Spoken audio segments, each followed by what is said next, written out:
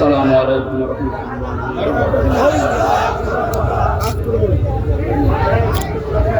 নাহমাদুহু ওয়া নাস্তাঈনুহু ওয়া নাস্তাগফিরুহু ওয়া নু'মিনু বিহি ওয়া নাতাওয়াক্কালু আলাইহি ওয়া নাউযু বিল্লাহি মিন শুরুরি আনফুসিনা ওয়া মিন sayyiati a'malina। من يهدي الله فلا مضل له ومن يضلل فلا هادي له ونشهد أن لا إله إلا الله وحده لا شريك له وأشهد أن محمدا عبده ورسوله الذي أرسله بالحق بشيرا ونذيرا وداعيا إلى الله بإذنه وسراجا منيرا فقد قال الله تعالى في كلامه المجيد وبرهانه التوحيد أعوذ بالله من الشيطان الرجيم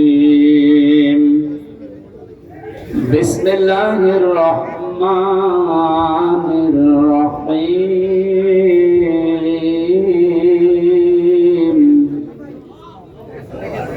يا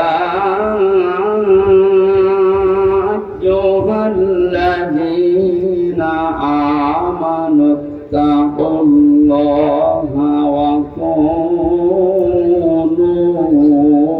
مع الصادقين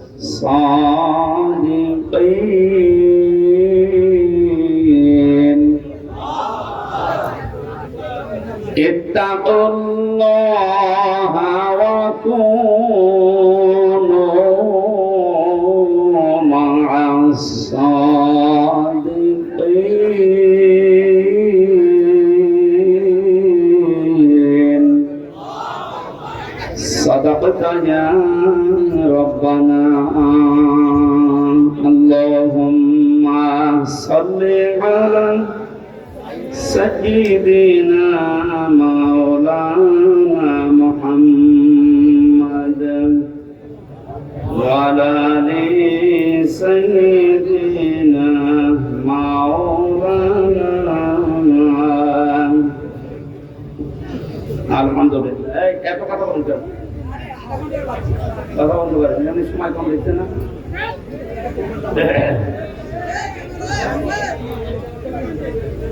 বগুড়া জেলা শেরপুর থানার অন্তর্গত Garidaha public school and college ময়দানে দারুস সুন্নাহ মাদ্রাসার উদ্যোগে তাফসীরুল কোরআন মাহফিলের স্বনামধন্য সভাপতি জনাব আলহাজ মোহাম্মদ ওয়াজেদ আলী পরামানিক, মাহফিলের প্রধান অতিথি শাইখুল মাশায়েখ বাংলাদেশ আওয়ামী লীগ শেরপুর উপজেলা শাখার সম্মানিত সভাপতি বিশিষ্ট আইনজীবী আলহাজ অ্যাডভোকেট গোলাম ফারুক আতালাল্লাহু উমরাহু ওয়া বারাকাল্লাহু ফি হায়াতি, বলেন আমিন। মাহফিলের বিশেষ অতিথিবৃন্দ, অনেক মানুষের নাম দিয়েছেন আপনারা, এমনিতেই আপনারা শুনলেন 11:30টার পরে আর কারেন্ট থাকবে না, সেই হিসাবে আমরা খুব সংক্ষেপে নির্ধারিত বিষয়ের উপরে আলোচনা করার জন্য সব বাদ দিয়ে দিলাম। ওয়ারাফা'না লাকা যিকরাক। এই কি আশ্চর্য, ভাই কেউ দাঁড়াবেন না। আরে এত উঁচু উঁচু করে দেন কেন? পেছনে মানুষ দেখতে পায় না? নিচু নিচু করে লাগাবেন এখন থেকে, আগামীতে নিচু নিচু করে, পেছনে মানুষের জন্য ডিস্টার্ব না। কেউ কথা বলবে না ভাই। এতক্ষণ যারা আলোচনা রাখলেন, চুয়াডাঙ্গা থেকে আগত মাওলানা হোসাইন আহমেদ মাহফুজ, আপনাদের এলাকার এক সন্তান কথা বলেছেন, আরামদের কথাগুলো আমল করার তৌফিক কামনা করছি, বলেন আমিন। বগুড়া নাটোর এলাকায় আসলে কোরআনের মহব্বতে যে মানুষগুলো এগিয়ে আসে, আমার বিশ্ববিদ্যালয় কুষ্টিয়ার শ্রদ্ধাভাজন বড় ভাই, আপনাদের পাশের জেলা নাটোরের সন্তান আলহাজ মাওলানা বজলুর রশিদ মিয়া সাহেবের ছোট জামাতা মাওলানা আব্দুল বারী রশিদি ভাই, তার হায়াতের তাজ্জে বাসিহাতে কলিয়া কামনা করছি। উপস্থিত আছেন এলাকার সন্তান মাওলানা রেজাউল করিম ফারুকি ভাই সহ নামনাজানা অন্যান্য ওলামা ইকরাম, সম্মানিত উপস্থাপক ভাই, সামনে বসা মুসলমান ভাইরা, পর্দার আড়ালের সম্মানিতা মা এবং বোনেরা, প্রশাসনের ভাইরা, প্রাণ প্রিয় বগুড়াবাসী, দল মত নির্বিশেষে কোরআনের অনুষ্ঠানে আখিরাতের পুঁজি তৈরি করার জন্য যারা এসেছি বলেন আলহামদুলিল্লাহ। বিশ্বনবী জানিয়েছেন কোরআনে কারিমের জন্য যে সময়টুকু মানুষ দুনিয়ায় ব্যয় করবে, মরণের পরে ওই সময়ের ওই সম্পদের হিসাব আল্লাহ নেবেন না। এই হাদিস অনুযায়ী আমরা যদি আমল করতে পারি, আমাদের জীবন, আমাদের সম্পদ, দুনিয়াতে যতটুকু পেয়েছি এটা যেন কোরআনের পেছনে ব্যয় হয়। বিশ্বনবী বলেন মান করাল কোরআনা ফাস্তাযহারাহু ফাহাল্লা হালালাহু ওয়া হারামা হারামাহু আদখালাহুল্লাহুল জান্নাহ ওয়া শাফাআহু ফি আশারাতিন মিন আহলি বাইতিহি কুল্লুহুম ক্বাদ ওয়াজাবাত লাহুন নার। ইবনে মাজাহ শরীফের হাদিস। অনেক আলেম এখানে বসে আছে, শব্দের দিকে খেয়াল করেন। আল্লাহ পাক বলেন, বিশ্বনবী মুহাম্মদ রাসূলুল্লাহ আমাদেরকে জানিয়েছেন এটা মান ক্বারাআল কোরআনা, যে ব্যক্তি আল্লাহর এই কোরআন পড়ে। কোরআন পড়া বলতে আমরা চারটা বিষয় বুঝি। শুদ্ধ করে পড়া, এর মর্ম মানে বোঝা, এর উপর নিজের জীবনকে সেট করা, আর এইটা মানুষকে মানার মতো পরিবেশ তৈরি করে দেওয়া। কোরআন পড়া বলতে কয়টা বিষয় পেলাম? আপনি এবার মেলান তো, আপনি আসলে কোরআন পড়েন কিনা?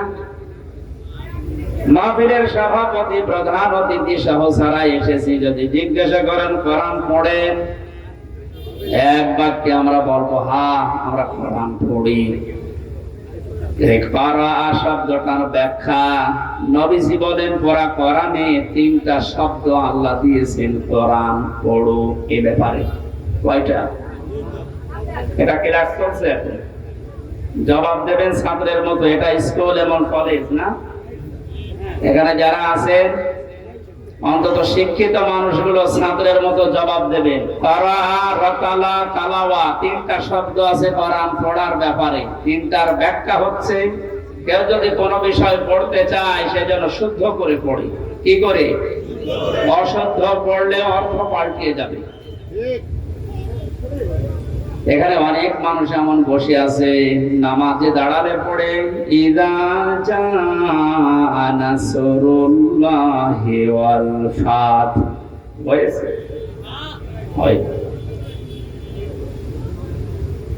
এখানে সাদ আছে, নাসর মানে সাহায্য, আর নুন সিন রা নাসর মানে ঈগল পাখি। আপনি যদি মুখটা গোল করে শুদ্ধ করে উচ্চারণ না করেন, অর্থ আকাশ পাতাল পাল্টিয়ে যাবে। আল্লাহ পাক বলেন ইযা জাআ নাসরুল্লাহি ওয়াল ফাত। হে নবী, আল্লাহর সাহায্য যখন আসবে আপনি তখন বিজয় দেখতে পাবেন। যদি মুখটা গোল না করে সিন দিয়ে উচ্চারণ করেন, অর্থ হয়ে যাচ্ছে হে নবী, যখন শকুন আসবে, ঈগল পাখি আসবে, তখন আপনি বিজয় পাবেন। বুঝেছে? এজন্য শুধু কোরআন শরীফ না, দুনিয়ার যে কোনো বিষয় কেউ যদি পড়তে চায়, এর হক আদায় করে সঠিকভাবে চারটা বিষয় তাকে মানা লাগবে। এক নম্বরে ওটা পড়া লাগবে শুদ্ধ করে। কি করে? এটা তো আমি বানালাম নাকি? কোরআনে কারীম জানিয়েছে রাত্তিলিল কোরআন তারতিলা। হে নবী, আপনি কোরআন পড়বেন শুদ্ধ করে, স্পষ্ট ভাবে, থেমে থেমে। প্রধান অতিথি সহ যারা এখানে আছেন, নবীর এই হাদিসের প্রথম অংশটা আমরা একটু মিলাই আমাদের জীবনে। নবীজি জানিয়েছেন যে ব্যক্তি কোরআন পড়ে, আপনি তো বলছেন আমি কোরআন পড়ি, তাহলে এটা শুদ্ধ করে পড়া লাগবে আপনাকে। আমি আল কোরআন রিসার্চ ফাউন্ডেশনের সদস্য ছিলাম এক সময়। আমি দেখেছি এই দেশের জরিপে 100 জনের 95 জন আল্লাহর কোরআন শরীফ শুদ্ধ করে পড়তে পারে না। এই রিপোর্ট কি খুব ভালো রিপোর্ট না? এজন্য আহ্বান জানাচ্ছি অন্য ধর্মের লোক এখানে যেহেতু নেই, আমরা সব মুসলিম দাবি করছি, আমাদের জীবনের 1 নাম্বার টার্গেট বানানো লাগবে আল্লাহর এই কোরআন আমরা শুদ্ধ করে পড়বো। 2 নাম্বারের মর্ম মানে বুঝতে হবে। কেন? কোরআনে কারীম জানিয়েছে ওয়াইদা সামিউ মা উনজিলা ইলার রাসূলি তারা আ'য়ুনাহুম তাফিদু মিনাদ দামি'i মিম্মা আরাফু মিনাল হক ইলা আখির আয়াত। সূরা মায়েদা 7 নাম্বার পারার 1ম নাম্বার পৃষ্ঠার 1ম নাম্বার লাইনের 83 নাম্বার আয়াতের প্রথম অংশে আছে। এটা তাফসীরে ইবনে কাসিরে পাবেন। আল্লাহ পাক বলেন, হে নবী, আপনি যখন আমার বান্দাদের সামনে কোরআন পড়বেন, যারা এর মর্ম বাণীগুলো অনুধাবন করতে পারে, বুঝতে পারে যে আমি কি বলতে চাই, আপনি দেখবেন তাদের চোখ দিয়ে মনের অজান্তে পানি পড়ছে। কোরআনের আলোচনায় সবার চোখে পানি আসবে না, এটা বোঝার মতো যোগ্যতা আপনার থাকা লাগবে। এজন্য কোরআন যদি কেউ হক আদায় করে পড়তে চায়, মাস্ট বি তাকে এটা বোঝার চেষ্টা চালাতে হবে। 4বার আল্লাহ এই ঘোষণা আমাদেরকে কোরআন শোনাচ্ছেন, ওয়ালাকাদ ইয়াসসারনাল কোরআনা লিযিকরি ফাহাল মিন মুদ্দাকির। অবশ্যই আমার এই কোরআনকে আমি বোঝার জন্য, পড়ার জন্য, এটা মানার জন্য সহজ করে দিয়েছি। কেউ কি আসো এখান থেকে শিক্ষা নেওয়ার জন্য? ও বগুড়াবাসী,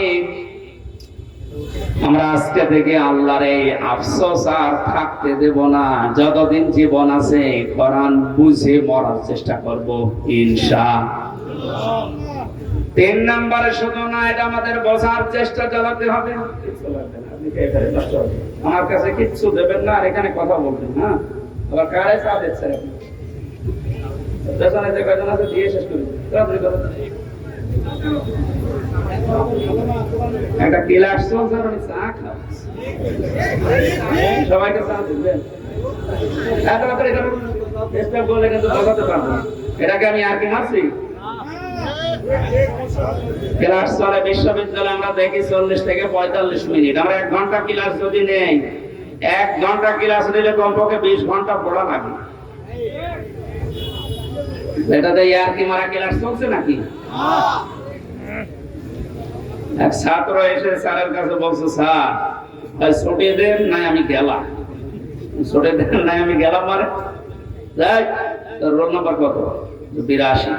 82 মানে ক্লাসে ছেলে মেয়ে কয়টা? 82টা। 82টা ছেলে মেয়ে, ওর রোল নাম্বার কত? খুব ভালো ছাত্র, ওর জীবনে কোনো এম আছে, কোন উদ্দেশ্য আছে? শুধু আসে, এটা আনন্দ ভর্তি করে চলে যায়। আপনাকে ওইরকম ছাত্র নাকি? আজকে যখন এসেছেন এই প্রচন্ড গরমে কষ্ট স্বীকার করে, অন্তত 1টা ঘন্টায় যেন কিছু বাড়ি নিয়ে আমল করার জন্য যেতে পারেন। আমি যে শব্দগুলো বোঝাচ্ছি খুব কঠিন কঠিন শব্দ, এতদিন আপনি শোনেননি। কোরআন পড়ার ব্যাপারে কয়টা শব্দ আছে আপনি জানতেন না?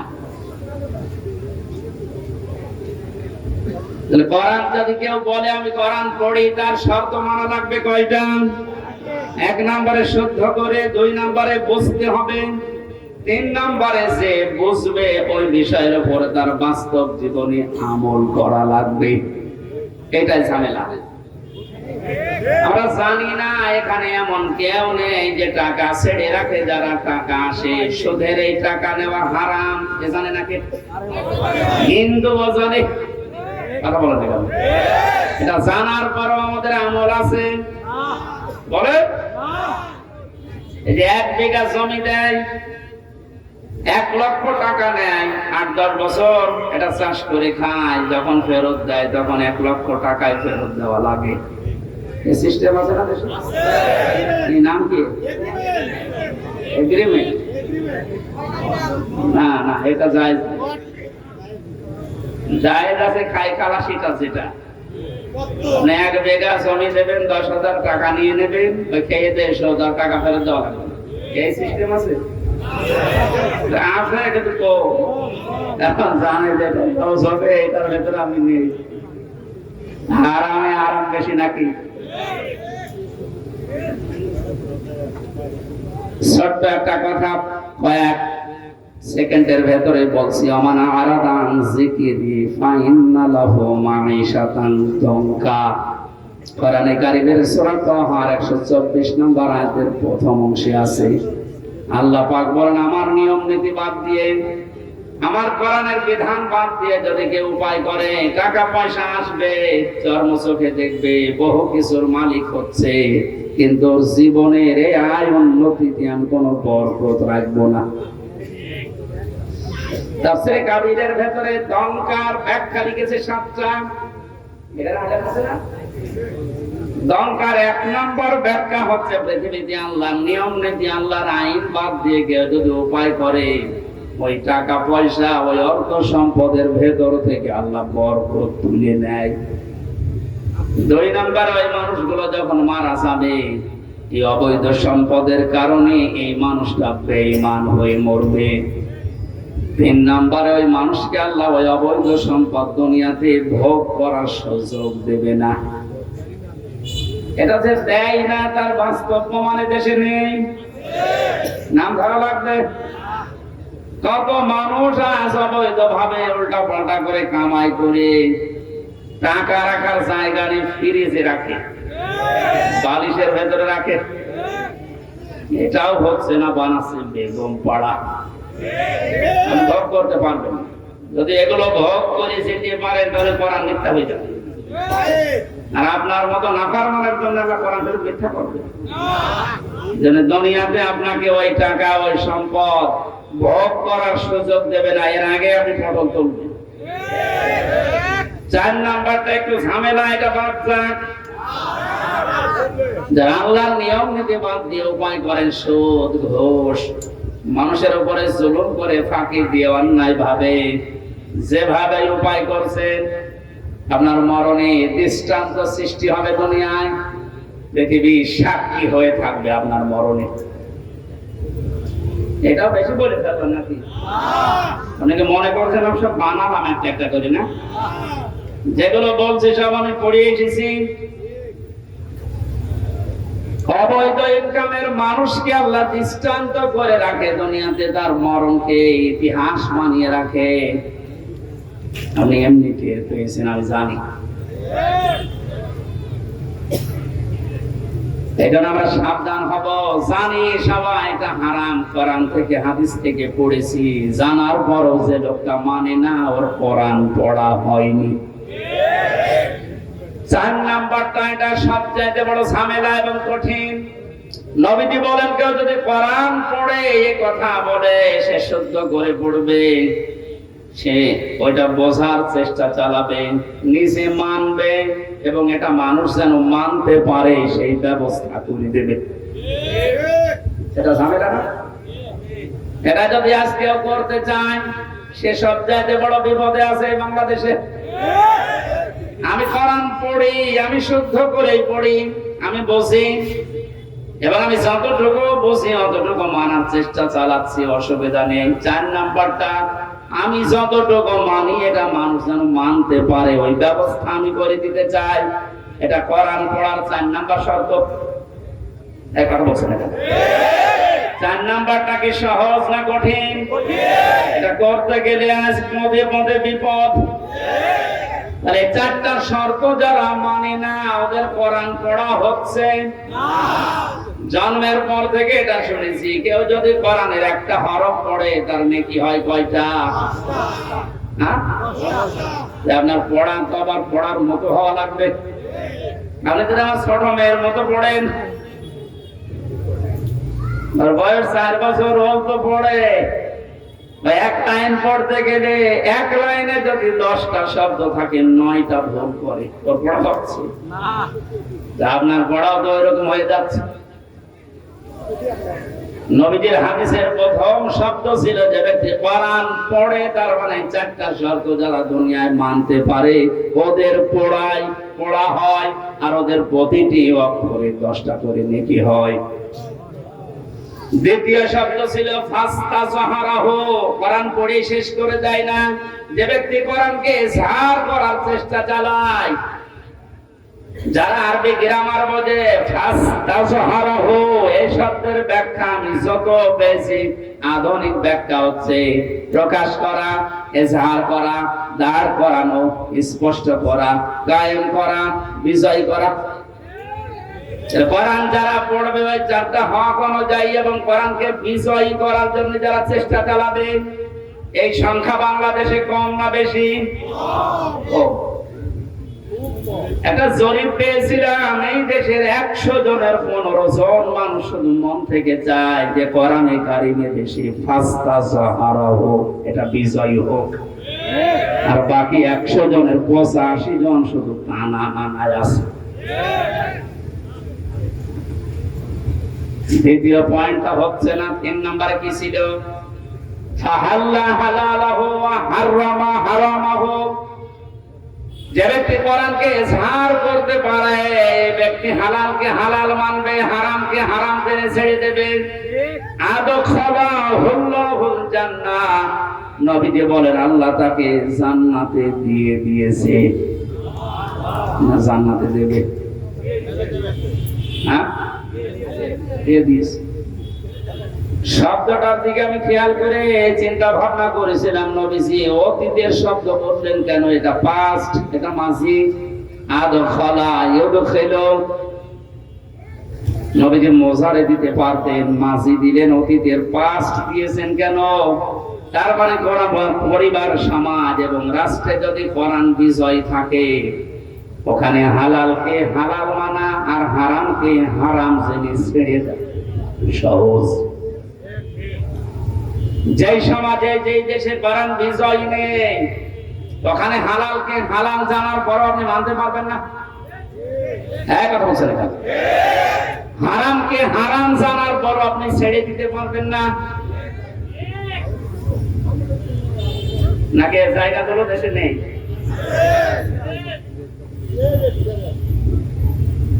এই জন্য প্রতিটি শব্দের আগে দেখবেন ফা দেওয়া আছে। মান করাল কোরআনা ফাস্তাযহারাহু ফাহাল্লা হালালাহু, সব ফা দিয়ে আরম্ভ। আয়ের ব্যাখ্যা আছে। ফা শব্দটা আরবি গ্রামার অনুযায়ী 19টা অর্থে ব্যবহার হয়।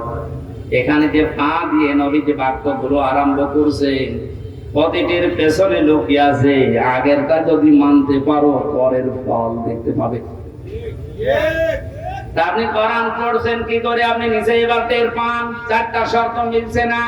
কোরআনকে ইজহার করার জন্য, বিজয় করার জন্য আপনার কোনো কার্যকারী ভূমিকা নেই। তাহলে হালালকে আপনি হালাল জেনে মানবেন কি করে? হারামকে হারাম জানার পরে ছেড়ে দেবেন কি করে? আদখালাহুল্লাহুল জান্নাতু পরে, এর পরের শব্দে পেয়েছি ওয়াশাফাআহু ফি আশারাতিন মিন আহলি বাইতিহি কুল্লুহুম ক্বাদ ওয়াজাবাত লাহুন নার। বিশ্বনবী বলেন, সত্যি যদি আল্লাহ রাব্বুল আলামিনের হারামকে হারাম জানার পরে তুমি ছেড়ে দিতে পারো, হালালকে হালাল জেনে আঁকড়িয়ে ধরতে পারো, আল্লাহ তোমাকে শুধু জান্নাতে দেবে না, তোমার সুপারিশে পরিবারের 10 জন মানুষকে জান্নাতে দিয়ে দেবে। যাদের উপরে জাহান্নাম অবধারিত হয়ে গিয়েছিল, যে কোরআন শুনতে এসেছে, আপনি বুঝলেন এর মর্যাদা কোথায়? আল্লাহ পাকে হাদিসটা আমাদের প্র্যাকটিক্যাল লাইফে সেট করার তৌফিক দেন, বলেন আমিন।